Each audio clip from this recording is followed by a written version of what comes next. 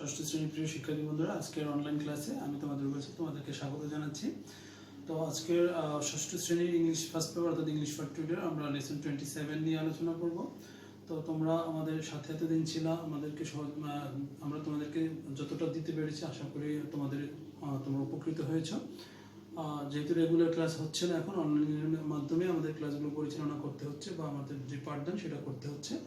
তো আমরা আজকে ইংলিশ ফর টুডে লেসন 27 যেটা দ্য কনসেপ্ট ফর বাংলাদেশ, এই টপিকটা নিয়ে আলোচনা করব। তো আমি এই টপিকের জন্য আমি আজকে একটা ডিজিটাল কন্টেন্ট তৈরি করে নিয়েছি। এটার মাধ্যমে আমরা কিছু ইম্পর্টেন্ট তথ্য জানতে পারবো, কিছু ওয়ার্ড যেগুলো তোমাদের এমসিকিউর জন্য থাকে সেগুলো তোমরা জানতে পারবে, কোশ্চেন অ্যান্সার তোমরা সহজে করতে পারবে। তো চলো আমরা আজকে এই ডিজিটাল কন্টেন্টের মাধ্যমে তোমাদের যে পার্ট সেটা আমরা উপস্থাপন করি এবং আশা করি তোমরা আমার সাথে থাকবে। আর তোমাদের যেটা করতে হবে সেটা হচ্ছে যে গুগল ক্লাসরুমে তোমরা ক্লাসগুলো দেখলে অবশ্যই অ্যাটেন্ডেন্স যেটা আছে সেটার জন্য তোমরা অবশ্যই তোমাদের নাম, রোল এবং সেকশনটা সেখানে লিখবে। এতে করে আমরা তোমাদের অ্যাটেন্ডেন্সটা নিতে পারবো। যেহেতু ক্লাস করছো তো সেহেতু উপস্থিতিটা আমাদের জানা দরকার, নাহলে আমরা বুঝতে পারতেছি না যে তোমরা কে ক্লাস করতেছো কে করতেছো না। Welcome my dear student. Today I will discuss English first paper for class 6 lesson 27. আজকের অনলাইন ক্লাসে তোমাদেরকে স্বাগত জানাচ্ছি। আমি তোমাদের রুবেল স্যার। আজকে আমরা অ্যানুয়াল সিলেবাস অনুযায়ী আমাদের যে ইংলিশ ফার্স্ট পেপার রয়েছে সেখানকার যে আমাদের মূল টেক্সট বুক সেটা থেকে লেসন 27 নিয়ে আমরা আলোচনা করব। তো দেখো, এখানে প্রথমে look at the pictures.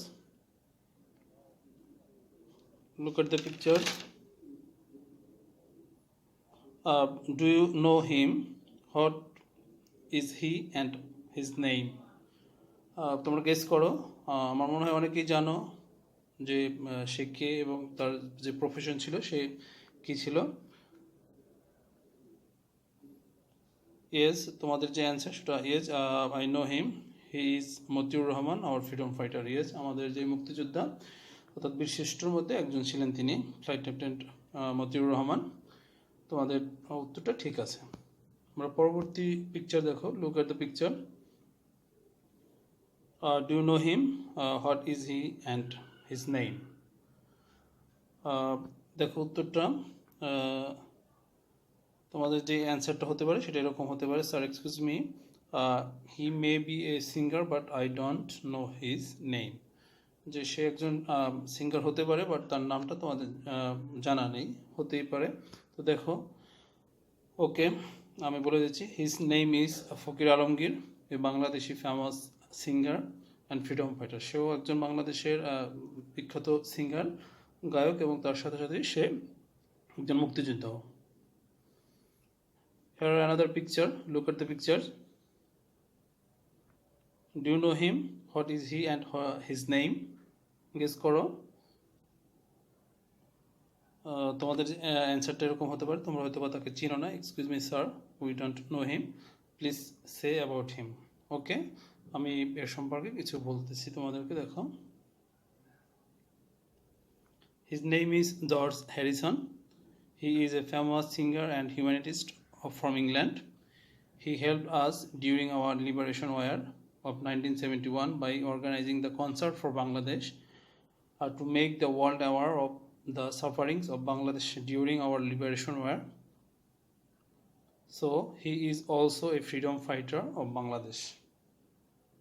তো সে বাংলাদেশের একজন মুক্তিযোদ্ধাও বটে।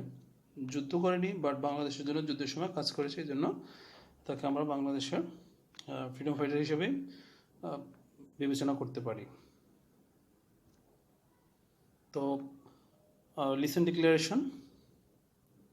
So today will discuss about the concert for Bangladesh. এই টপিকটা নিয়ে আমরা আজকে আলোচনা করব। Learning outcomes.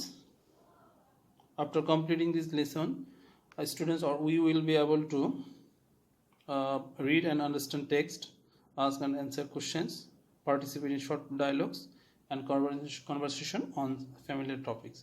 অর্থাৎ এখানে after completing the lesson students we will be able to, অর্থাৎ তুমি এবং তোমরা এবং আমরা সবাই মিলে এই জন্য ব্যবহার করা হয়েছে। এই কাজগুলো আমরা করতে পারবো লেসনটা শেষ হইলে। দেখো এরপরে যেটা রয়েছে মডেল রিডিং, অর্থাৎ আমরা তোমাদের যেই লেসন 27 আছে সেটা আমরা রিডিং পড়ব, তারপরে আমাদের যেটা করতে হবে সেটা হচ্ছে পরবর্তী কাজগুলো আমরা করতে পারবো। It is Friday evening. Mr. Farhad is playing a song on his DVD player. Farhad ছিল মিস্টার, সে যেহেতু ফ্রাইডে সে তার ডিভিডি প্লেয়ারের মধ্যে গান প্লে করছিল। Story, her daughter Fahmida comes in, তার কন্যা ফাহমিদা ছিল, সে ওখানে আসলো। On the TV screen a tall bearded man with long hair is playing a guitar and singing the word Bangladesh. Bangladesh desert. Famida is thrilled to hear the word Bangladesh from a singer who looks like a foreigner. এই গানটা শুনলো যেহেতু সে একজন foreigner, এই জন্য তার মুখে বাংলাদেশ বাংলাদেশ শব্দটা শুনে ফাহমিদা কি করলো, একটু উদ্বেলিত হলো। She has the following conversation with father about the song and the singer. তারপরে সে তার বাবার সাথে একটা কনভারসেশন করলো, অর্থাৎ একটু কথোপকথন হলো তাদের মধ্যে, সেটা নিয়ে আমরা আলোচনা করব। দেখো ফাহমিদা কি জিজ্ঞেস করলো, father who is this singer, এই গায়কটা কে? He is not a Bangladeshi, is he, সে তো বাংলাদেশি নয়, বাংলাদেশি কি? মিস্টার ফারহাদ সে বললো, ইউ আর রাইট, তুমি ঠিকই ধরেছ, হি ইজ নট, সে বাংলাদেশি নয়, he is a famous singer from England, সে ইংল্যান্ডের একজন বিখ্যাত গায়ক, his name is George Harrison, তার নাম হয়েছে George Harrison. Fahmida, George Harrison, why did he sing the song on Bangladesh, সে বাংলাদেশকে নিয়ে কেন গান করতেছে? Mister Farhad, that's a huge story, এটার পিছনে এক লম্বা ইতিহাস রয়েছে। Harrison was not only famous singer but also a great humanitist, সে একজন বিখ্যাত গায়কই না, এবং সে একজন মানবতা কর্মী। He helped us during our liberation war of 1971, সে আমাদের 1971 সালে যে আমাদের যে লিবারেশন ওয়ার হয়েছিল, মুক্তিযুদ্ধ, সেখানে সে আমাদেরকে সাহায্য করেছিল। Did he come to Bangladesh to take part in the liberation war, সে কি বাংলাদেশে এসেছিল যুদ্ধ করার জন্য বা যুদ্ধে অংশ নিয়েছিল মুক্তিযুদ্ধে? মিস্টার ফারহাদ সে কি বলল, নো মাই চাইল্ড, না সে আসেনি। He did not come to Bangladesh, সে বাংলাদেশ আসেনি, but he for our causes by organising the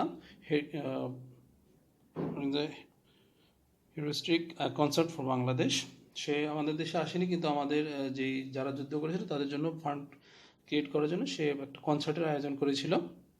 Fahmida, concert for Bangladesh, please father tell me more about it, concert for Bangladesh এটা সম্পর্কে প্লিজ আমাকে আর একটু ডিটেলস বলো, বাবাকে সে জিজ্ঞেস করলো।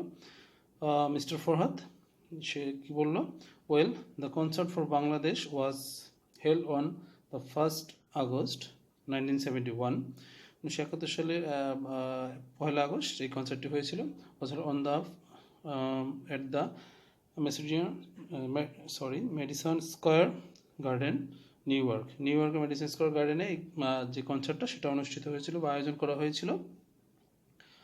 George Harrison and some other famous musician perform in that live concert in front of audience of about 40,000 people, প্রায় সেখানে 40,000-এর মতো দর্শক ছিল, যাদের সামনে জর্জ হ্যারিসন এবং আরও কয়েকজন মিউজিশিয়ান ছিল, তারা পারফর্ম করেছিল।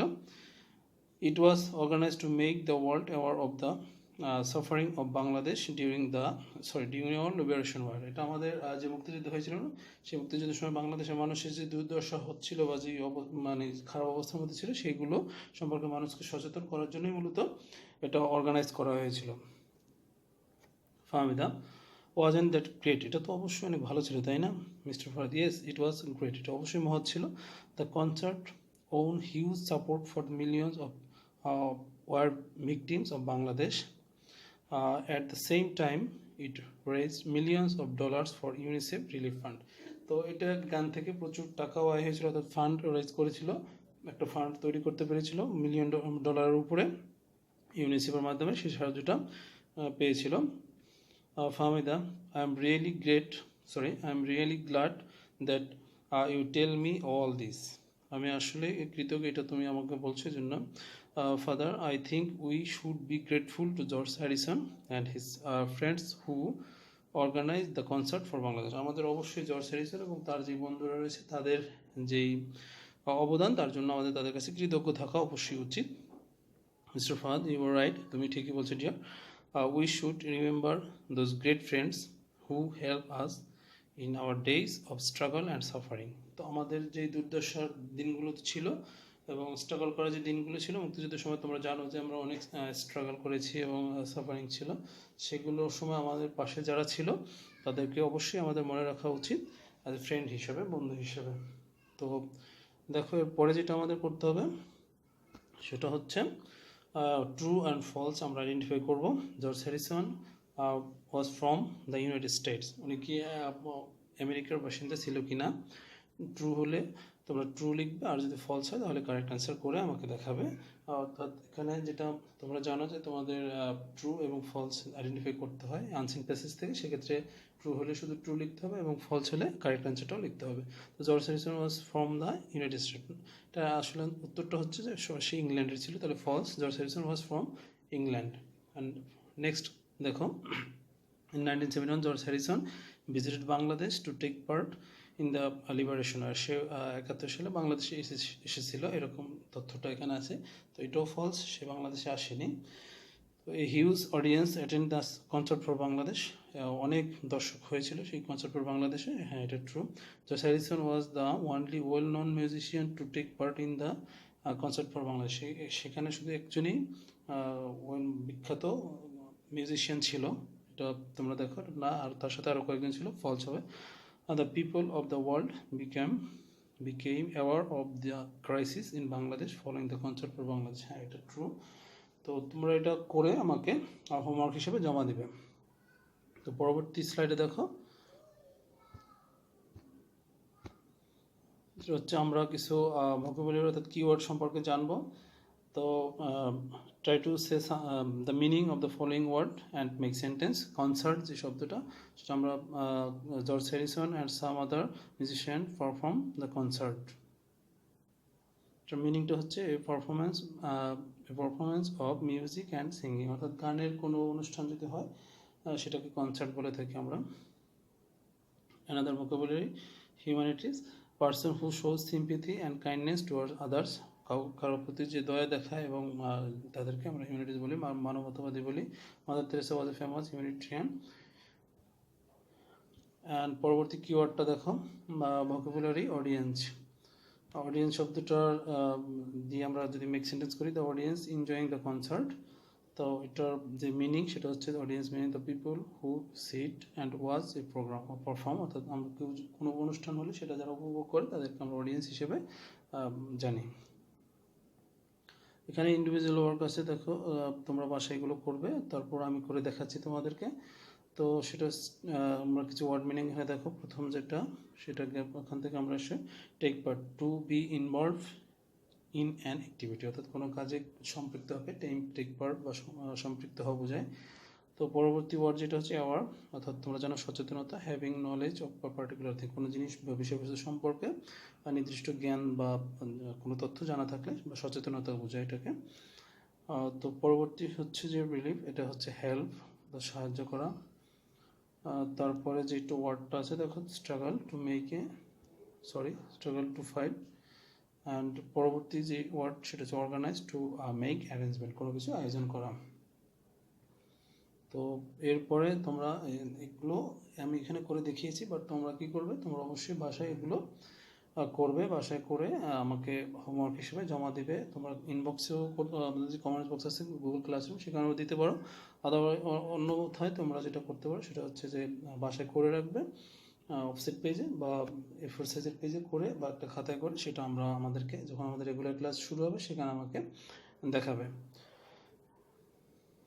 তো এরপরে যেটা আমাদের আজকের লেসনটা মূলত এখানে আমরা শেষ করতে চাচ্ছি। তো হোমওয়ার্ক তোমাদের যেটা কনসার্ট ফর বাংলাদেশ, আমরা যে প্যাসেজটা এখন যে ডায়লগ হিসেবে পড়লাম, অর্থাৎ কনভারসেশন ছিল, ওইটাকে তোমরা প্যারাগ্রাফ আকারে লিখবে। ওইখান থেকে ইনফরমেশনগুলো নিয়ে তোমরা কি করবে, সেটা প্যারাগ্রাফ আকারে লিখবে, যাতে করে আমরা পরবর্তীতে চেক করতে পারি। যদিও পরীক্ষার জন্য না প্যারাগ্রাফটা, তাও যে টপিকটা বা প্যাসেজটা তোমরা বুঝছো কি না সেই জন্য, এবং কনসেন্ট্রেশন দিয়েছো না, এই জন্য তোমাদের এটা আমাদের হোমওয়ার্কটা নেওয়া আর কি।